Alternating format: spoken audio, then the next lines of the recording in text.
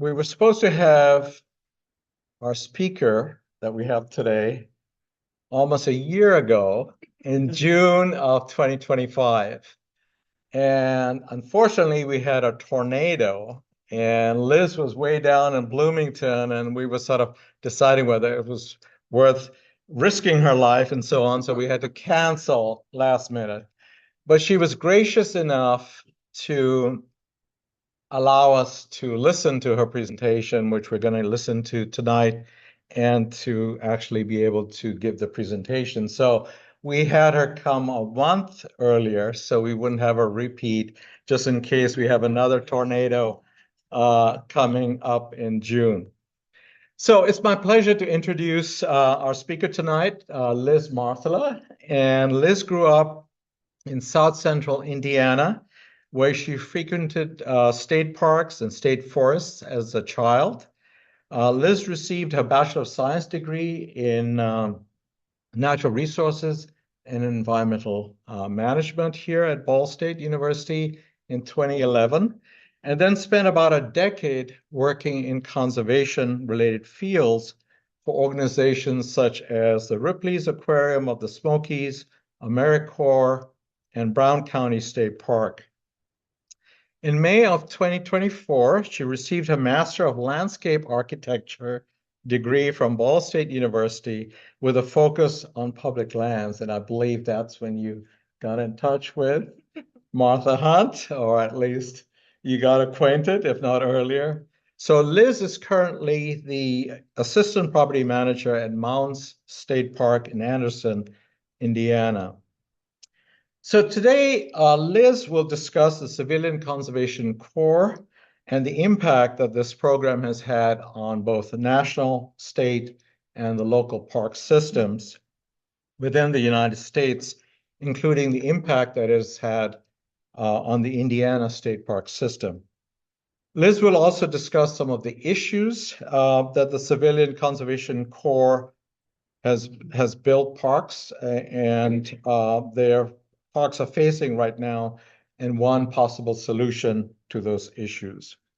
The title of her presentation is A Link to the Past, the Civilian Conservation Corps. And so with that, welcome, Liz. Thank you. I take my coat off. I was cold, but now I'm hot. So. All right. Well, thank you for that. Again, my name is Liz Marthaler. I'm from Columbus, Indiana, if anybody's familiar with that. And that's about, well, from my parents' house to the front gate of Brown County State Park, it's 15 minutes. So, so I spent a lot of time there. And when I was there, I was a naturalist. I was an interpretive naturalist. I think I started in 2019 and I was there about 3 years until I decided to go to grad school. And basically, while I was there, we saw the effects of COVID and all of the people flocking to the parks. And typically, Brown County sees about 1.5 million people per year. In COVID, we saw close to 3 million, so it almost doubled. And most of the trails, which we'll learn about at Brown County, were built by the CCC in the 30s, so they're almost 100 years old.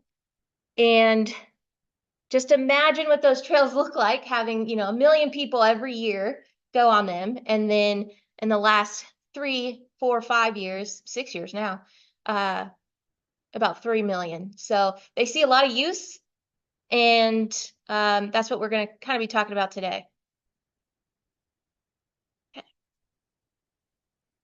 So what was the CCC? So back in March, on the March 31st, 1933, Franklin D. Roosevelt signed the Federal Unemployment Relief Act, with which recruited healthy unmarried men ages 18 to 25 to join a workforce that would be known as the Civilian Conservation Corps. So the gentlemen that signed up for the CCC were paid a whopping $30 per month. They kept $5 of that, and the other $25 they sent home to their families. The Department of the Interior put CCC recruits to work expanding the country's growing national and state park system. There was a big boom in the 30s for the parks, both national, state, and even local. So in the 9-year run of the CCC, 2 million workers worked to create new national parks, state parks, make existing parks more accessible by paving roads, building bridges, cutting trails, building cabins and campsites, building inns, all sorts of stuff. They were out there building it. In total, there were 194 CCC campsite or camp work sites, and 94 were in the national parks and 697 in 94 national parks, excuse me, 697 camps and 881 state and local parks across the United States had those as well. Here in Indiana, we had 56 companies in all that helped build 10 state parks. And then Brown County, which is going to be the main focus of this, was home to 2 veteran CCC companies, number 1557 and 1561. So these pictures down here, they are not from Brown County, but they are actual photographs from archives from around the United States during that 9-year period. So you can see camps. They stayed in camps typically. Some of them, when I first began, they would stay in tents that looked like this. And then as the years went on, they started to build barracks. Most of the barracks in Indiana are no longer around. The ones at Brown County were torn down for some reason. They didn't think it was quite as important when they tore them down, and now we were like, what were you thinking? So, and then also shelter houses like on your far right. So those are great examples, and you'll see pictures throughout this program. And if you have questions, feel free to ask them. Okay, let's see if it goes. Well, there we go. So the Indiana state parks that were built partially by the CCC are all listed here. I put the colored dot correlates with the park. So the Brown County isn't a dot, it's actually a brown square. So that is the county of Brown, and that is where Brown County State Park is located. And you can see that they're pretty much spread across the state. They've got some in the far south, and then they've got some way up north, such as Indiana Dunes and Pokagon State Park, and then some in the middle. You'll notice some of the colors match, like there's 3 blue ones over here. That is just Shakamak State Park. Their lake is in 3 different counties. Same farther up with the pink, that's Salamone Lake. It stretches over 2 counties. So if you see the same color dot, that is why. Anybody been to any of these before? Yeah. Yeah, they're beautiful. So part of my thesis was going around comparing other Indiana state parks with Brown and then national parks with Brown. And I went to Clifty Falls because it has at the time it was closer to me, and it has multiple beautiful examples of the stonework that CCC did. I don't think I have any of the pictures in here. So for my project, A Link to the Past, renovation of trail number 6 at Brown County State Park, I was determined to figure out a way to offset this damage that was happening from all of the people coming to the park to get fresh air, to see something other than their living room for, weeks at a time. And so when I was a naturalist there, that's when I really saw it, and I thought to myself, there's got to be somebody out there that's job is to, design trails so that they can last longer. And that's how I stumbled upon landscape architecture. And then while I was there, when I officially applied and got accepted, I still worked there for a couple months after. And then that's when I decided I know what I'm going to do my thesis on. And it was renovating trails that were built by the CCC in a way that preserves their historical structures on the site and along the trail, the interpretive elements throughout the site, rebuilding part of the infrastructure, designing new trailheads to make it more easily understood, and then incorporate areas for recreational opportunities. So Trail 6, if you're not familiar with it, Here's Brown. So Trail 6 is right there around Straw Lake. Can't see it. It's right here. So 7 acres is how big Straw Lake is. So it's the smaller of the two lakes at Brown County. The other one is about probably twice that size. And that little loop around it is about a mile. Now this one, if you've ever been there, it will tell you that this trail is marked as easy and rugged. So if you start here and do the loop, it's easy. If you start up there and take it down, it's rugged because you go about 287 stairs each way. So typically in Indiana, when something is rated as rugged, it means there's stairs because there's a little bit of topography change. So very cool. So I had specific research questions. I will not read these to you. It'd take 5 minutes just to read them. But I had specific research questions that I wanted to dive into to kind of help me better understand what I was looking at, the challenge I was going to face, in a way to like incorporate techniques that were used at the time in the 30s and kind of blend them with more modern technologies so that one, you're preserving that history and the cultural aspect, and then kind of bringing it into the 21st century. And this is actually a photo of Straw Lake. So this picture was taken standing on the dam and facing down, and you'll see a building over here on the far right. And you'll see that throughout this presentation, you'll see it again. And this was when Brown first opened. So in 1929, it became a state park.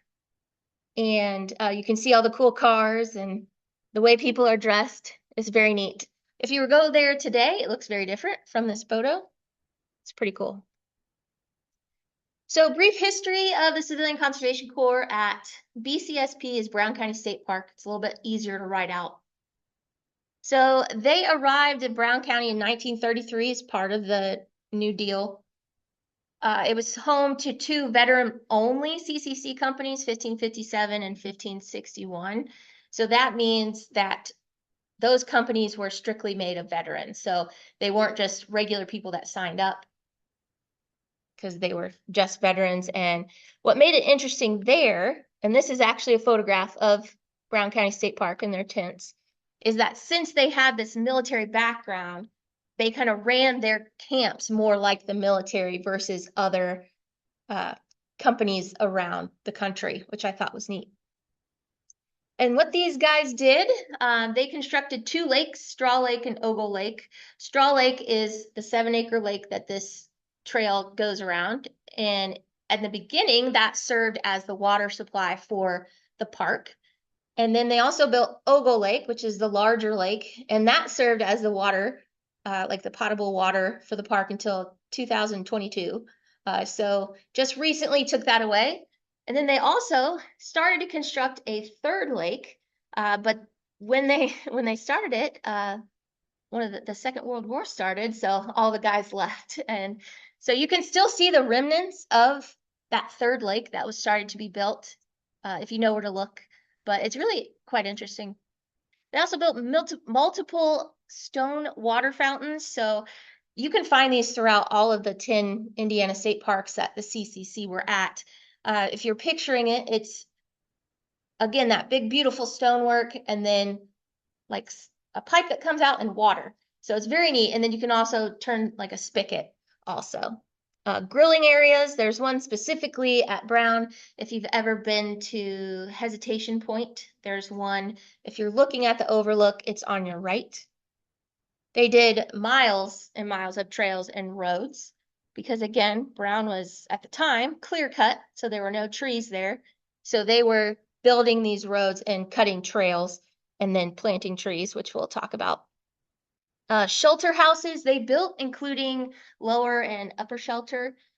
They are two magnificent stone, beautiful buildings, still standing today. They are in the process of renovating lower shelter, and it's just really neat to see that happen. The horse barn, if you've been there, the Abe Martin Lodge, the original portion of it, if you've ever been there, they helped build multiple wildlife ponds. So because Brown County is so big. Now it's about just under 16,000 acres. And in the beginning, it wasn't that large and it was kind of split. The front of the park was Brown County, and the second half, the back part, was a game preserve. But then we kind of took over the game preserve. And because it was so large, they were worried about wildlife's access to water. So we actually tried to count them all, but we keep finding new ones year after year. So they built around, last time we checked, I think 35 of these wildlife ponds. A stone amphitheater that is used to this day by the Abe Martin Lodge. You can rent it. My cousin got married there. It's beautiful. And then they also planted 11 million trees, which is what allowed them to be called the Tree Army, if you've ever heard the Civilian Conservation Corps referred to as that. And all of that stuff that they did allowed Brown County State Park to be voted the nation's third best state park to view fall foliage in 2023 by New York Travel Guide. So pretty big recognition there because it's, New York's pretty far away from Indiana and just an Indiana State Park. So to be recognized for the fall colors of those trees that were planted by the CCC was pretty cool. So why care? Why does it matter about trails that were built almost 100 years ago? Just plow them down, build new ones, who cares? Problem with that is you're losing all of your history and culture that comes with it. So that is a big one. You can see both sides of that tent picture. Those are photographs of Straw Lake. And then it also allows for people to connect with nature. This little girl has a shirt on that says Park Ranger, super cute. She's on Trail 6. And then learning opportunities through interpretive signage like this gentleman is doing. It's actually my boyfriend, Tyler. We were at Mammoth Cave and I took a picture of him staring at the sign. And then conserving ecological uniqueness.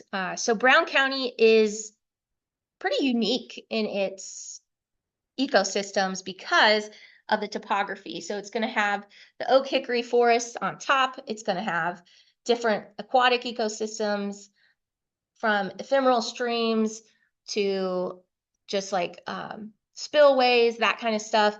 And there are animals and plants that are only found in that park or around that area, one of which I did not put on here because most people don't like it, but it's Crotalus horridus, so the timber rattlesnake. There's a story that goes around, it's a wives' tale, that the DNR dropped timber rattlesnakes out of helicopters into Brown County State Park. That is not true. The snake would not survive that. And then also there's an eastern box turtle here because you can find them all over Brown County State Park and all over the state of Indiana. And they are a protected species because their population is dwindling. And then there's also all sorts of plants that you can only find there. So how I kind of figured this out. So did a content analysis, so in-depth literature review. I pulled every single CCC New Deal related book I could from Ball State's library. I did interlibrary loans. I reached out to the DNR at the time. His title then was Chief of Cultural Resources. It has since been renamed to Manager of Cultural Resources to be a little more considerate. And basically, I sat at my desk for 2 years with all these CCC books, just going through them every day, it felt like. Then we do a site inventory and analysis. So I actually went out to Brown County a couple different times. I believe it was 3 in total, to basically see what the trail looked like, to document what it looked like, see how wide the trail path was, see what areas were being affected by erosion or soil compaction, that kind of stuff, and then site observations. Another big key with this is comparing it with case studies. So there was a case study. I chose Acadia National Park in Maine. Has anyone been there? Oh, lucky. I have not been there yet, but I want to. So I kind of pulled some of the interesting things that related. So infrastructure used is not distracting from the environment, from the beauty of that site. So in picture number 1, you can see there's a trail and a little triangular bridge and the beautiful mountains in the background with the trees. The bridge is not distracting you from that view. Number 2 is interpretive signage that highlights the ecological uniqueness of Acadia. Locally sourced materials, so picture number 3, you can see that stone. All the materials at Brown County that CCC used were harvested from that part of Indiana. You can actually see where they took the stone out of in Brown County State Park and carried it up on horses and everything. And that's how they built the lodge, the upper and lower shelters, the horse barn. All of that is all completely stonework.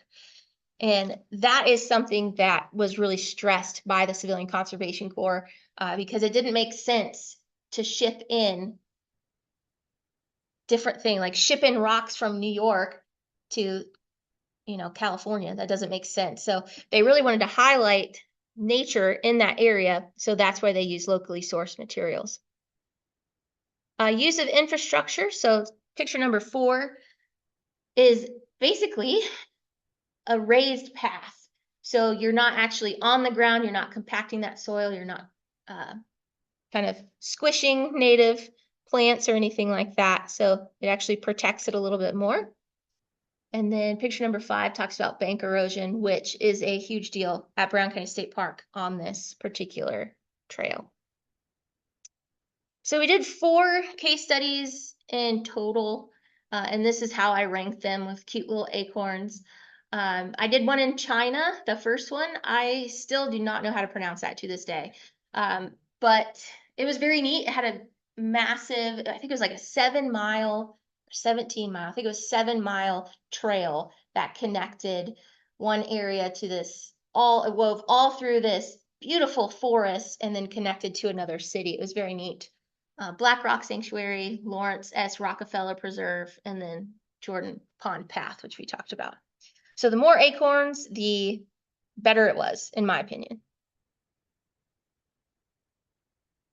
So how we did this, we did research findings. Ecological design was one of the things that I focused on. And how I decided to do that was to mitigate off-trail hiking through signage and visual boundaries. A big thing that happens at Brown County and other state parks throughout Indiana are people go off trail.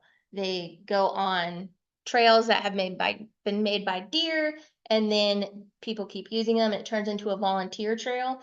And then people are going into an area that wasn't necessarily constructed to be able to handle people there.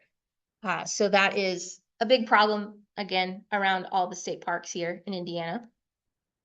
Considering former routes, soil before reclamation or restoration, because the soil has been walked on by millions of people throughout the years, it's very much compacted, and the plants surrounding it, might not be the actual native how it was. So a true restoration couldn't really be done because the soil itself is not in the same state it was before the trail existed. Using raised infrastructure, which we talked about, and then using local materials that could be carried by horses instead of using big backhoes and big heavy machinery because they are so destructive to the environment. Educational designs was a big one because we're trying to educate the people about the historical and cultural value of the CCC and the trails that they built. So the findings that I focused on were creating signage that is easy to read, does not use large words, and replacing scientific terms with commonly used words. Even as a naturalist, they teach us to use language that is understood by 3rd graders. So that's about as difficult as we get because we want everybody to be able to understand it. Yeah. So that was something we did. So also language is going to be different on an outdoor interpretive sign by a lake versus a museum, because a museum, you're in a closed space, you're not having as many distractions, you're looking at whatever's exactly in front of you, versus in a state park, or a national park, there's all sorts of noises around you, people walking by, birds chirping, coyotes howling, depending on the time, rattlesnakes going off, all sorts of stuff. So you got to make it a little bit more interesting. And then for it to be successful, you have to have four key factors. A significant landscape with well-documented story, which this trail had, the CCC. At least one compelling site-specific photograph, basically, that you could use over and over again. A safe, accessible place for visitors, so not putting the signage right on the trail, because if you're trying to read the signage and somebody's trying to hike, you could run into each other. So basically, put it off the trail.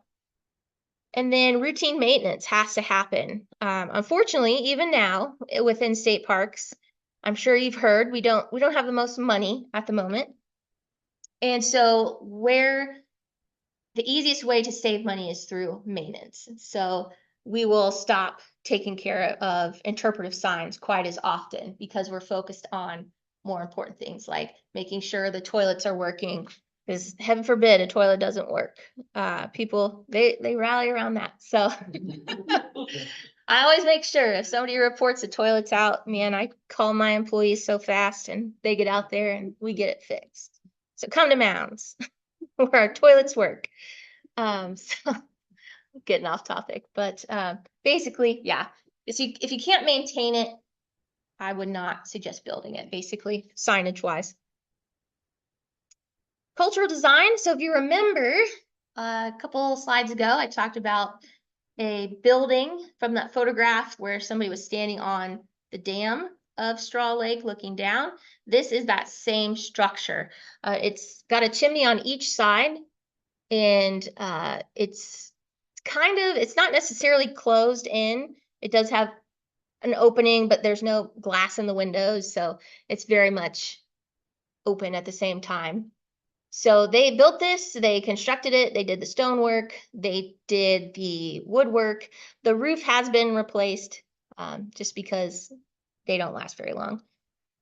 So to implement cultural design, you really had to implement the rustic style. It's called Park Rustic. If you're going through Civilian Conservation Corps books, which there are actually, and I had them when I was doing my research, the actual books that were sent to the companies around the country that told them, this is how you build this. This is how you do a bridge. If there's a small creek, these are the logs that you use.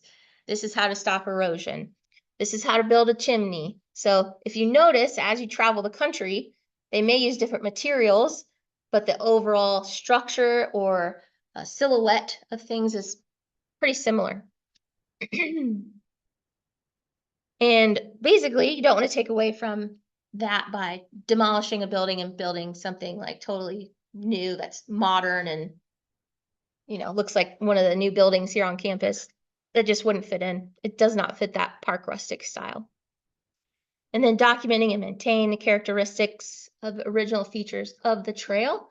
So with the CCC built trail, there weren't that many on Trail 6 that survived.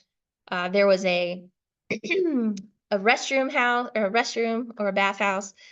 There was this, and you will see them later on, a water fountain and a stone bridge, that kind of stuff. So not a huge amount. So the goals of this was to promote the historical, cultural, and ecological uniqueness to trail users, improve the natural environment adjacent to trails, and then expand recreational opportunities.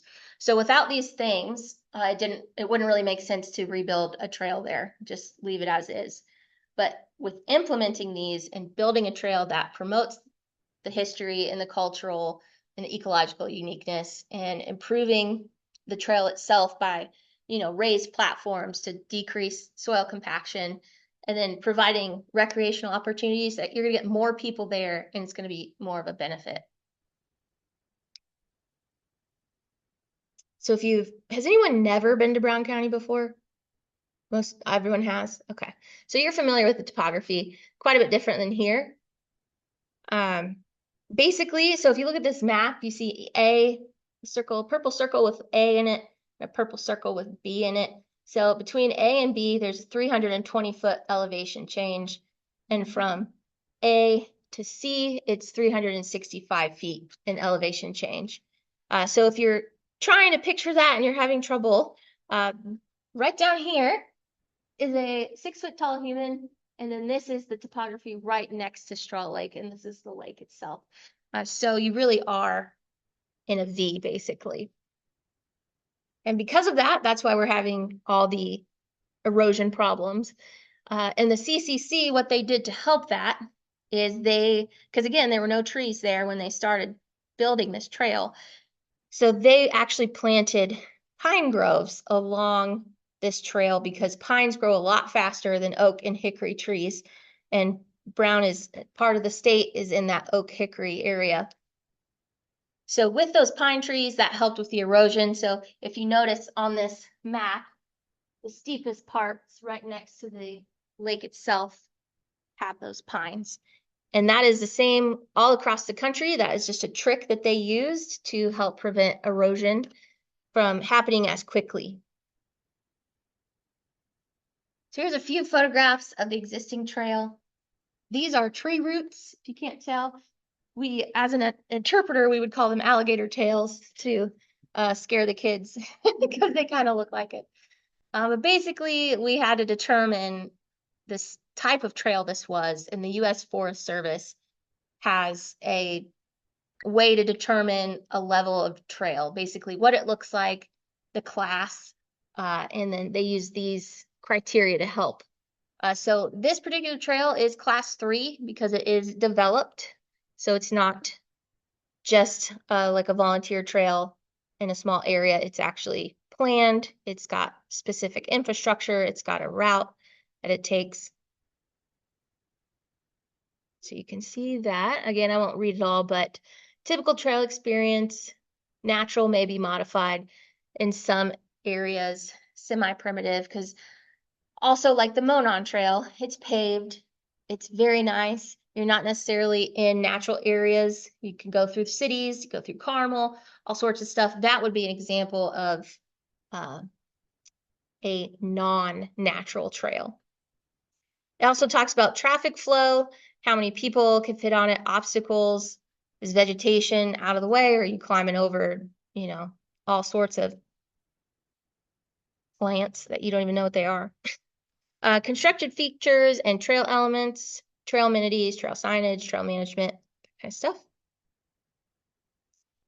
Then here are those CCC structures that were built in this area around Trail 6. So site A, picture A is a shelter house. B is a water fountain. C is the pump house, the existing pump house. It's still there. D is the restroom. E is the dam and the spillway, which they built. And then there's a stone bridge F, and then G is the lake itself. So we had to go in and determine the condition to figure out what needed to be done to be able to implement that historical cultural value of it. So in that, part of the building of recreational areas is potential overlook locations. You've been to Indiana State Parks, we love an overlook, especially down south. So these are different areas that I found that could be considered scenic views based on the National Park Service scenic view inventory process, which they actually have. The National Park Service is a fantastic resource. They have all sorts of processes and inventories that you can follow, guidelines to follow for basically everything. So that was a great help. And again, most of those were formed when the CCC built those parks. So they just kind of took that information and ran with it and still use it today. Potential areas for fishing docks. So they didn't really have a fishing dock on this trail anymore. It literally fell into the lake. So tried to find some new areas that would work because, Brown County, we do get quite a few fishermen that come down. Typically, it's while they're on their way to Monroe, Lake Monroe. But we do get some, and we stock these lakes. So, it's important that people can fish if they want to. Again, gets people outdoors, gets them in the parks. So these were some possible areas for fishing docks. basically, this is just the design program that I used. It's not too interesting. Design concepts. So the green dots are areas identified to promote that historical and cultural and ecological uniqueness of the site to trail users. The orange are areas identified to improve the natural environment adjacent to the trail. So areas that were had severe erosion or severe soil compaction or a lot of volunteer trails. Trail itself was moving off its original spot. And then purple is areas identified to expand recreational opportunities such as fishing docks. So what we did, I say we, but it was me. I created a master plan, and what made my thesis a little bit different from my classmates at the time is that I did not want to use the computer. Like I didn't want to use, a program that would design for me because that is not what the CCC did. So I actually had to learn how to draw the way that the architects did for the Civilian Conservation Corps. I did not master it by any means because I only did it for a little bit, but it's basically, it looks similar to this. And I did work with a couple of different professors to kind of get it looking more and more accurate and to the time. But this plan shows you the different things that I decided to add to bring this park into the 21st century, yet still encompass that historical, cultural aspect. So we've got a main trailhead, a CCC camp. So one thing that was kind of an addition to mine is that you would have a camp of 8 individuals that would be paid by the state. They would live on site by the trail, just like the CCC did. And then those 8 people would basically work to rejuvenate that trail. So again, really trying to bring in that historical aspect of the Civilian Conservation Corps into this. And so if you look at number 2, you'll see 6 squares. Those represent tents. Rerouted trails. Sometimes the area was just too messed up to actually use again. So you have to actually reroute the trail. Fishing areas, boardwalk sections, water walk, Fern Cove. And another big thing I added was a sloped access trail. That access trail was developed not necessarily to be used by wheelchairs, but because the slope was a little too steep, but it allowed more individuals to be able to experience this particular trail. Because as of right now, as it is today, you cannot access it unless you go up a staircase. So you either are in the parking lot and go up a staircase up the dam, or you are up at the nature center and you go down those 287 stairs and then back up. So this kind of allowed more people to be able to experience this and see the beauty of this park and what the Civilian Conservation Corps did. Here's an example of the interpretive plan. So we went through and decided where that interpretive signage should go, and the letters correspond with what we talked about. So if you see letter B right next to Straw Lake, that's where we talk about lake ecology, because that makes sense. D is ephemeral stream information. So this lake is basically fueled by ephemeral streams that come down through the Oak Hickory forests. And then when too much water is put into the lake, it goes down the spillway, which some people call the waterfall. They also built that as well, the Civilian Conservation Corps. So just different areas that are going to highlight like site and lake history information, spice bush information, that's a native plant. I created these things called coves, nature coves, and basically it's an enclosed area.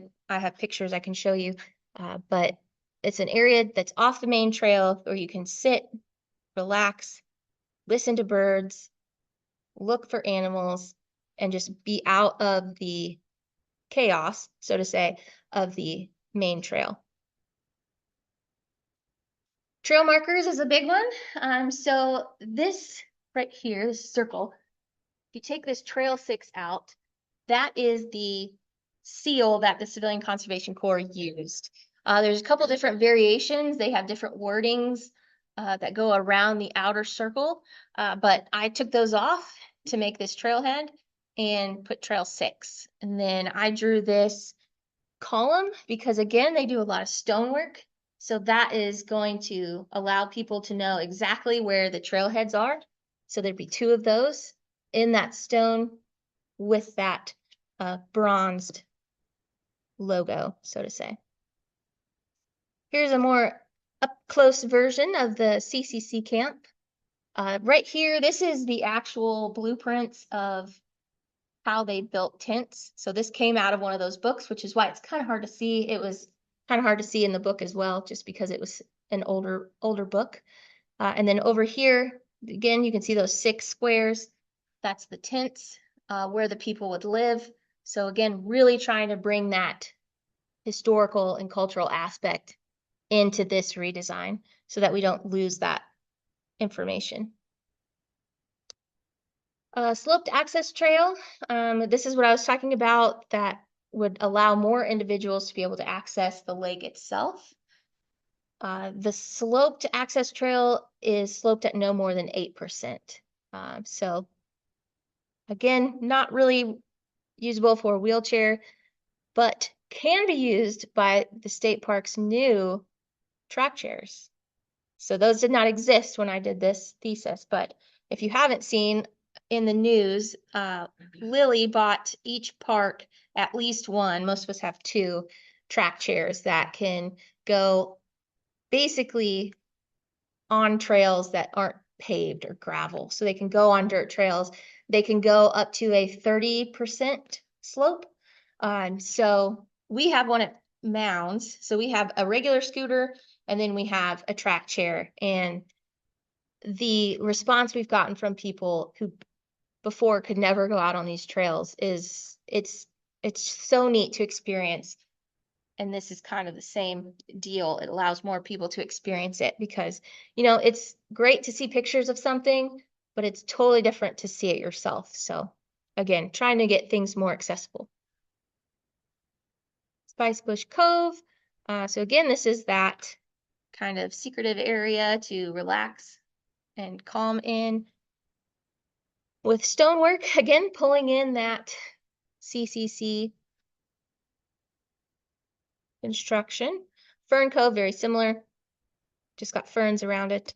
Water walk, so in this area, there is a lot of erosion happening in one particular area of the lake. It's like a little jut out that happens, and the ephemeral stream comes in and it creates this muddy pit, basically, and you can't really get across it without getting wet if there's water in it. So tried to design something else that would allow you to experience the water in a more like a neater way. You're not just walking along a trail, you're actually out over the water, which is pretty neat. This is an example of what it would kind of look like. You can see the person standing with their tripod. And then overlooks such as this one and wildlife overlooks. Again, you can, if you go to the fire towers that are built at Brown, you will see something very similar to that. So I wanted to pull that in because they did build those fire towers as well. And that is what we have. I know this was kind of focused more on trail number 6 versus CCC as a whole. But if you are interested in learning more about what CCC did in Indiana State Park specifically, you can go to Google and go to in.gov and search the New Deal, and it will talk about all the areas that had CCC companies. It'll talk about the 8 African-American companies that strictly African-American. O'Bannon Woods State Park had one. It's just fascinating to really do a deep dive into that. And without the men of the Civilian Conservation Corps, we would not have Brown County State Park. We would not have Turkey Run. We would not have Clifty Falls. We would not have Acadia National Park. Zion National Park. All of those parks were influenced directly by the Civilian Conservation Corps. So even though it only lasted 9 years, they did a huge amount of work that then after the war ended, World War II, it kind of went back and kickstarted again. And in the 70s, there was another big drive for outdoor recreation that happened, and we're in the midst of one currently as well.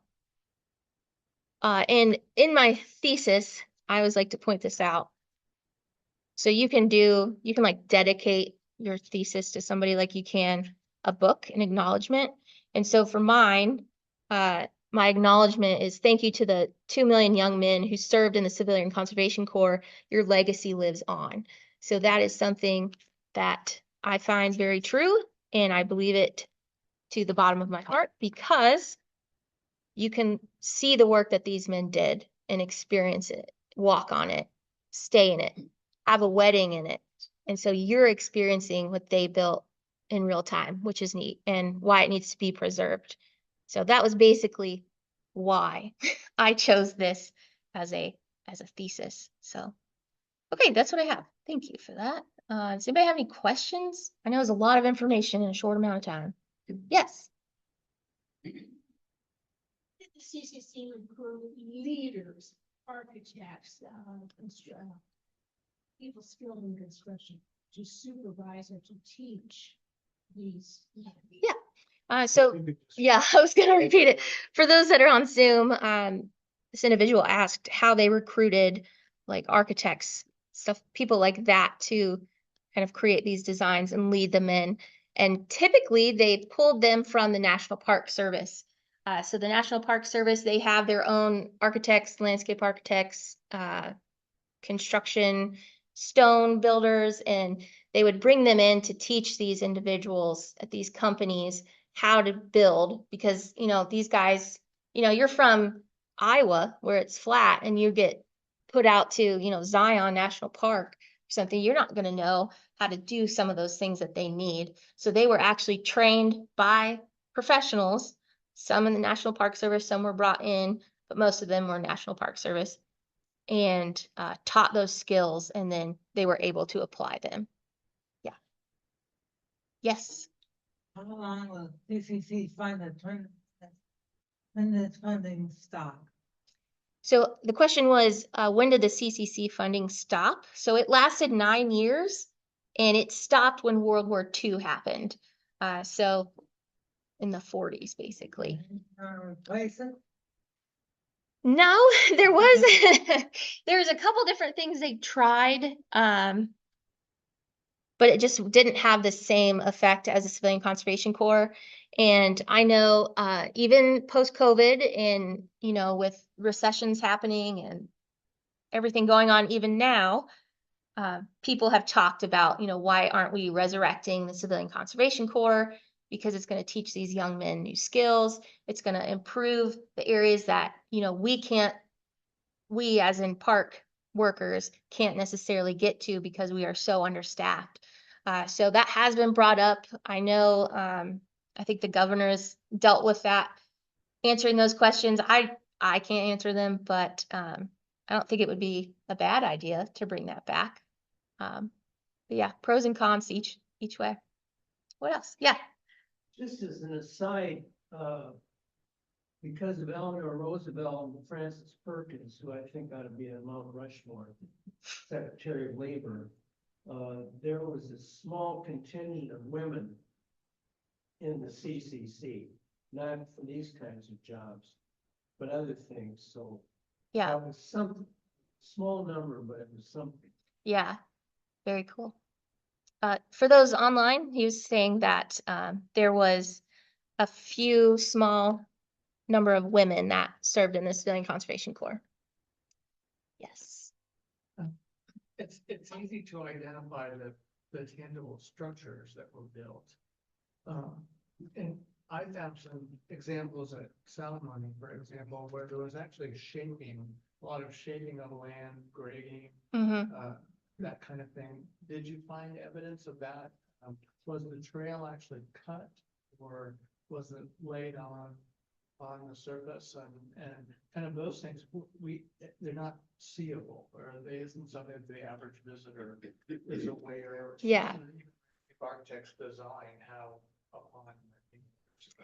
Yes, that's kind of a harder one to repeat. But basically, were the trails just laid on, or was the topography, changed to meet the trail, so to say?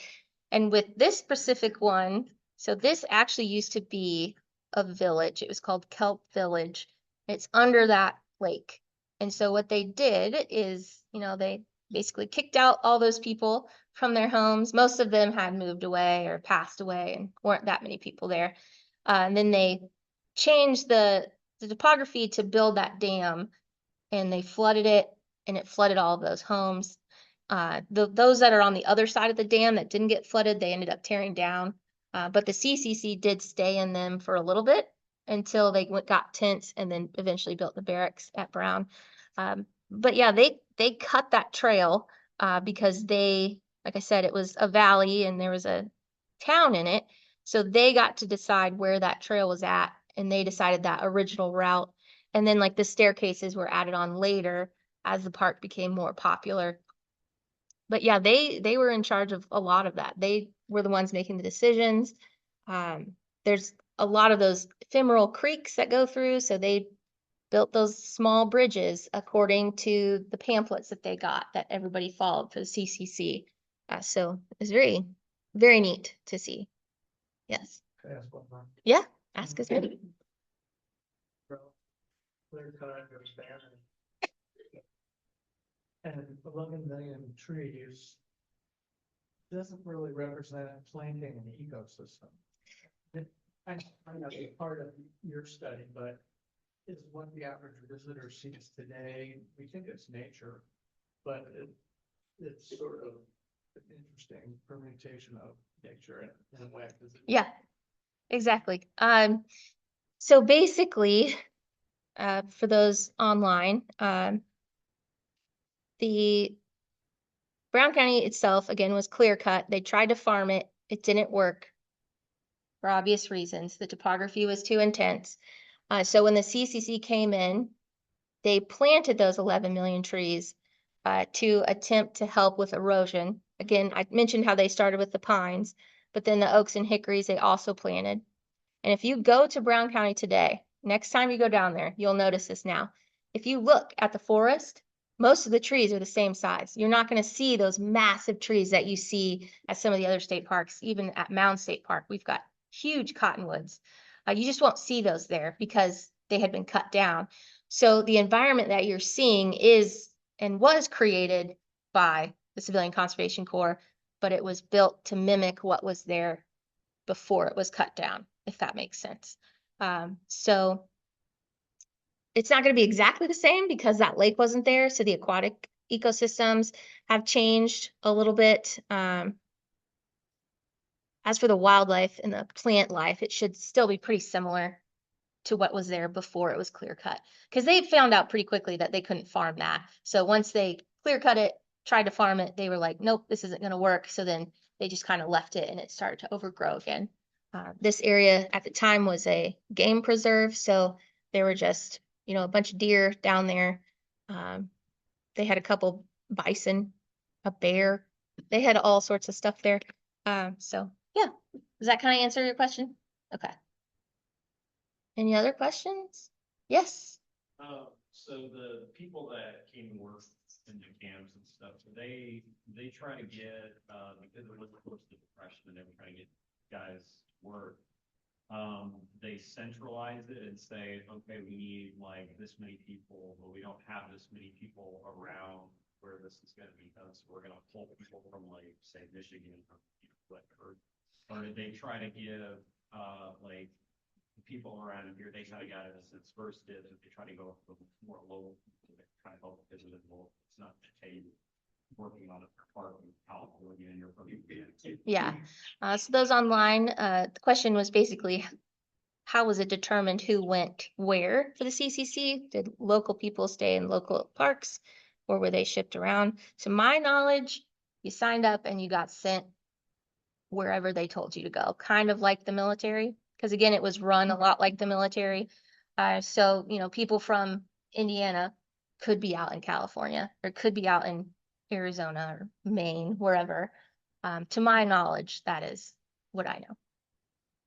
Does that answer your question? Yeah. Yes. Related question, but for a comment, I'd like to thank you very much for the acknowledgement that you put in your thesis work there and your verbal acknowledgement here tonight for the work of the CCC. My father was in the service, CCC. I don't know exactly how long, but I'm pretty sure it was around 39 to 41 or something like that. He was not a real talkative person, so he never spoke in great detail about it.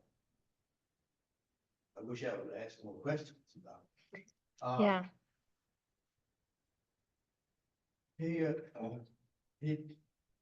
This is in connection with what my father grew up very poor family in Georgia. His father was a sharecropper. And so I think he was 17 when he joined the CCC, and he said most of his money was sent back home. He signed up to go to the state of Washington. And I asked him about that more than once, and he always kind of made a joke out of it. He said, I just want to see the world. Yeah. I want to get away from the world South Georgia. Absolutely. And that's about all I have. So, yes, I guess if somebody would volunteer to leave their region, they gladly send them. I just wish I knew more about his personal. So I wanted to, if I could talk to you a few minutes after you leave about, you said, mention something the book on the history of Absolutely. and someday I'd like to be able to maybe look up the state of Washington and see it. Yeah, absolutely. His name on a roster.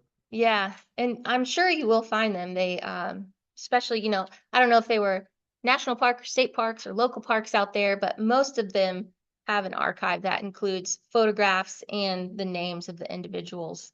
Because I was able to find, I didn't dive too deep into the individuals that were within the companies at Brown County, but I'm pretty sure it would be like they're there. I just didn't look at them. Yeah. So I'm fairly certain you'll be able to find out what company he was in. Yeah. Any other questions, comments, concerns? No? I just wanted to see if there was any questions from the audience. So any questions from the audience? I guess you could stop share maybe in that way. Any questions from the audience? Oh yeah. Has Trail 6 been restored? Okay. It has not. My eventual, well, my goal when I finish this was to march it up to central office and drop it on the deputy director's desk, and I chickened out a little bit. So I was talking with Martha before we started of, you know, I got a little burned out at looking at this, and at the time I was like, it's not even very good. Nobody's going to take it seriously. So I didn't end up turning it in, but I probably will send it to once they rehire those positions, send it to them so that they can maybe use it as a guide, an idea. Again, it's not like I don't have plans. I don't have like blueprints or anything like that, but there's definitely an idea that they could follow and it would make it a lot easier. So there you go. Any other online questions? Scroll down. Nope, doesn't look like I it. could certainly, yeah, and then Brian. Yes. Are there, when is the next big anniversary of the state park system coming up? And would that be a good time for you to drop that? Yes. I'm thinking, this is the country's 250th, and I know our state park system is probably got an anniversary coming up soon. Yeah, each specific park has its own anniversary. Like McCormick's Creek was the first state park, and I think they had an anniversary not too long ago. I know Clifty did. They had a 100-year anniversary. I believe it was 2020, because I remember their interpreter did all of this work, and then she wasn't able to do it because no, not as many people were coming to the park, COVID, people were scared. No, nobody knew what was going on at that point. So yeah, I don't know if there's gonna be a big one for the anniversary of state parks as a whole. It's a great idea though, so I'm gonna mention that to them. It's another, excuse to have a party. But yeah, that would be a good time for me to drop it down on their desk. Brown County's 100-year anniversary is in 2029. And so I might drop it off then, if not before, just so they, have something because their trails are in dire need of redoing. Their mountain biking trails are great. So if you ever go down there, you look at the mountain biking trail versus, one of the CCC built trails, so like Trail 2, Trail 6, you'll notice a clear difference because one, it's newer, but also the way they cut the trails, they took into account erosion and how the water was going to move across the land. They did it a little bit better than the CCC just because it was, more highly trained individuals that specialized in that were designing these trails instead of the CCC members, which were kind of learning on the fly. So, yeah. Any other questions? All right, well, thanks a lot, Liz. Absolutely. I'll let you. Start recording, I think, if we can. Let's see if we have. Stop recording.